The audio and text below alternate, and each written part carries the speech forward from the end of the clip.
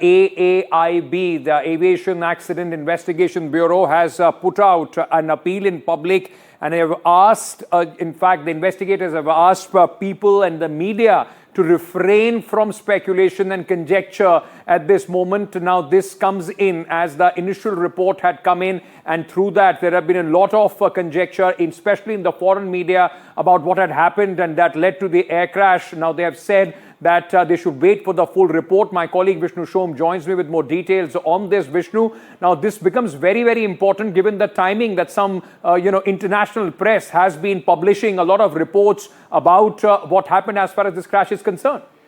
Well, the Wall Street Journal has come out with a report, its second major report as far as the Air India AI-170 crash is concerned. In that report, the Wall Street Journal said that in the cockpit of AI-171, which crashed, it was the pilot in command who'd switched off the fuel switches. The finger of suspicion was obviously as a result of that report, which they say is on the basis of speaking to people who are in the know of the report, the investigation itself. It raises obviously lots of question marks on what the pilots were doing and on the role of the pilots in this particular crash. But now what we are seeing is a concerted appeal, and they call it an appeal from the government of India, in fact signed by the head of the Aircraft Accident Investigation Bureau, saying that there's a rigorous process going on. While this accident has drawn public attention, it needs to be appreciated that it's not the time to create public anxiety or angst towards safety of the Indian aviation industry. What's more, it has come to our attention that certain sections of the international media are repeatedly attempting to draw conclusions through selective and unverified reporting. Such actions are irresponsible, especially while the investigations are ongoing. We urge both the public and the media to refrain from spreading premature narratives that risk undermining the integrity of the investigating process.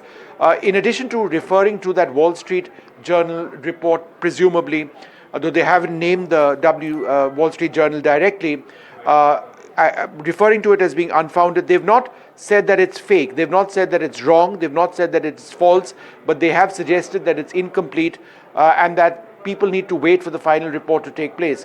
But whether that's going to convince journalists who evidently do have access to some of the data, particularly the cockpit conversations, from publishing more reports or not, we'll have to see. Their media standards don't apply. Our media standards or expectations don't necessarily apply to them. So we're going to have to wait and see what finally happens, or will there be more leaks to the media? The sanctity of the AAIB itself, I would suggest, has been compromised on the basis of these repeated comments or details which have emerged in the international media.